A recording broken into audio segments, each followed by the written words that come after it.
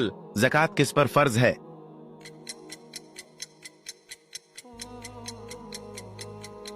इसका जवाब है साहिब निसाब मुसलमान पर। सवाल, रमजानुल मुबारक में रोजा रखने का क्या मकसद है?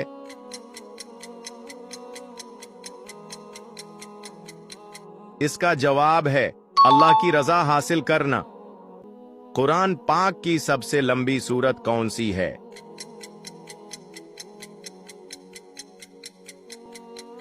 इसका जवाब है सूरा बकरा। सवाल, हज के दौरान तवाफ किस चीज के गिर्द किया जाता है?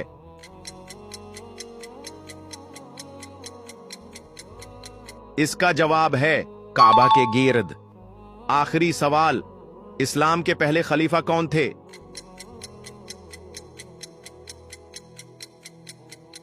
अगर आपको इस सवाल का जवाब आता है तो कमेंट बॉक्स में दें।